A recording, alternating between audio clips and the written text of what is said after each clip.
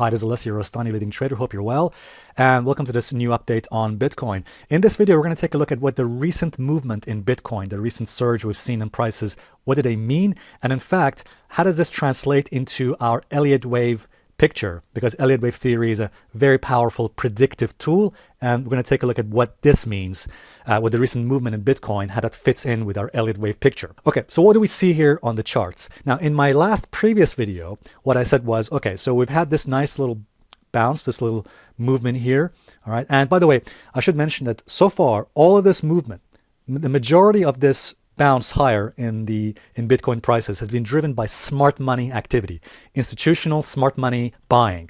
Let me just say this: the dumb money does not usually buy here. Dumb money, as I'm sure you're aware, they wait until prices have gone above the previous highs, when the coast is clear, as it were, and when everyone starts getting very positive and bullish, and when the mainstream media starts talking about higher prices, that's when the dumb money joins in. And by the way, by that time, they've missed out on all the great opportunities, the great value buying opportunities which have existed so far. So that means if you've been following our videos, you've been buying at these levels or close to these low levels, then well done to you, because that means you've also been doing what the smart money have been doing. Now, here's the thing. I will say this. I'm quite surprised. I mean, despite the fact I did mention, I said in my last video that if we get above 10,500, we should see more buying coming through. But I will say this, I was quite surprised to see it so quickly. Having said that, though, let's take a look at what the RSI indicator, the relative strength index, is telling us. The RSI is currently overbought. By the way, I'm using a special setting of RSI, which I find quite useful. The setting is 295.5. And essentially, this tells us when the short-term overbought, oversold regions in the markets are. In other words, when price is short-term overbought, short-term oversold. By the way, overbought does not mean the price cannot go higher. All it means is potentially we could expect a pullback, or indeed the upside here is a little bit limited. Okay, let me just show you. The last time the RSI was oversold, look at that. That was just very close to this low levels that formed here. All right, and when it was last time overbought was actually just above here, when price hit this recent peak that occurred there before falling. So at the moment, prices are on the overbought side, and we're very close to resistance. Resistance is right here, as a matter of fact, as you can see. So we're very close to this level of resistance, this previous high. And it's a matter of waiting and seeing if we can actually break through that resistance or not. Certainly, I think if we can break through it and close above that resistance, which is about the 11,800 level there, then that could potentially show to us something very powerful about the next move in Bitcoin. I think the more likely scenario for Bitcoin, I would not be surprised at the very least to see a pullback down to the 21 EMA, that blue line you see there. All right. So perhaps a pullback before we see any potential move higher. Let's not turn our attention to Elliott wave theory and what that is telling us. What we're seeing here on this chart, I've been saying this for some time now, that this particular move higher, this was a wave 3, and this correction, and indeed this has been a correction, not what mainstream media has been calling it, the bear market, not true at all. This is a correction, an ABC correction, which I'll talk to you more about in a few minutes. So that was our wave 4. Let me just get that here, wave 4. Okay. And I believe there's a very strong likelihood, a very strong probability that wave 4 is now complete. Given the strength of this bounce, I think there's a very strong probability, very high probability that wave 4 has now completed here, which means what? Which means now this movement is the beginning of a wave 5. So we're now potentially starting this wave 5 higher, and that wave 5 is going to take us above the highs of wave 3. Okay. Now, if you take a look here on this chart, this is our Elliott wave theory cycle. And by the way, if you're already familiar with Elliott wave theory, just bear with me, because I think it'll be a nice refresher. And those of you who are not familiar with it, let me just quickly explain. Elliott wave theory simply says that markets trend. They usually trend in 5 waves. So this is a trend we've seen in Bitcoin, as we saw when it hit 20,000. That was 5 waves up, and then followed by a correction, which is formed usually of 3 waves, as you can see, A, B, C. So that was our ABC correction, our wave 4. Wave 4. So Elliott wave theory says that once wave 4 is complete, the ABC move is complete, then we should see a new wave higher, which is our wave 5.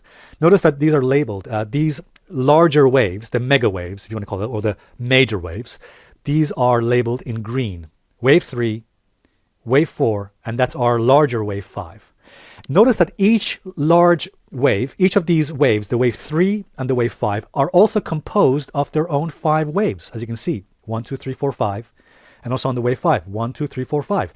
Now, if that confuses you, let me just explain this. Think of the Russian dolls. You've probably seen those Russian dolls that when you open one, there's another smaller one inside of it. And then when you open the smaller one, there's another smaller one inside of that. It's a bit like that. Just think of it like this.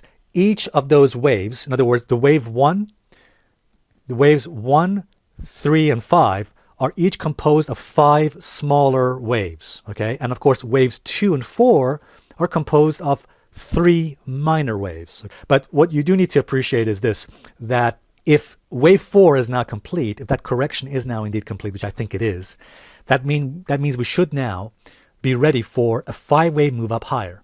The question is this, are we now in a wave 1, or are we already starting the wave 3? And if you're wondering, well, why is that important? It's important because wave 3 is really the most powerful part, the most dynamic part of a trend. All right. And that also tells us whether we can position ourselves for the next buying opportunity. So going back to this chart of Bitcoin right now, it's quite unclear at the moment whether this is a wave 1.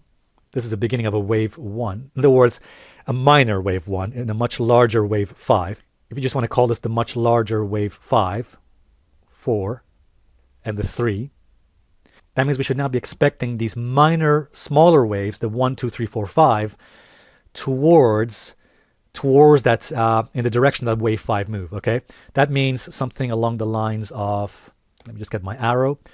If this is wave 1, that's wave 1, followed by a wave 2 correction. Wave 2 correction could come here, maybe a bit lower.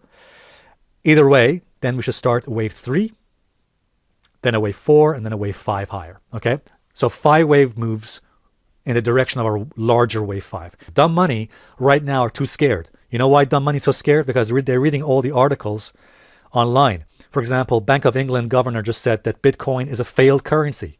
Okay, so there's a lot of negativity out there. All right. So for example, here's another one for you.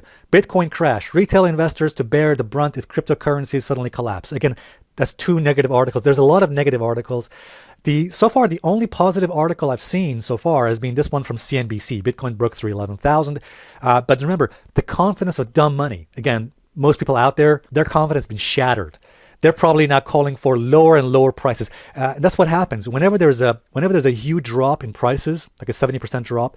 Dumb money gets so scared and they get so shaken out that they usually call for lower and lower prices. Smart money does the opposite. Smart money likes bad news. You, as a professional investor and smart money who've been following our videos, know that we use fear as an opportunity. Okay, so panic, fear, bad news, which drives prices down, for example, to these levels we bought. This is exactly the kind of situation we want, to be able to use it as a bargain, as an opportunity to start buying and, again, getting those nice discounts. Just before I finish this video, there's a video recording of an interview I did with a Bitcoin millionaire, Edward, who's made over about $5 million or $7 million when Bitcoin was its peak in Bitcoin. And in that video, he made a shocking prediction about the long-term price of Bitcoin. I mean, you're going to be absolutely blown away by what he says about his prediction on Bitcoin. And by the way, he also revealed which other cryptocurrencies he's been investing in other than Bitcoin. So if you want to go ahead and watch that recording, please make sure you do so, because I'm going to be removing that recording very soon. So what you want to do is go ahead and watch that recording if you haven't already done so, and just go on that link, sign up, and get that recording. It's leadingtrader.com/Bitcoin webinar. And by the way, it's free to watch as well. All right, guys, thanks very much indeed. And again, if this video has been of help, please give it a thumbs up. And until the next update, bye for now.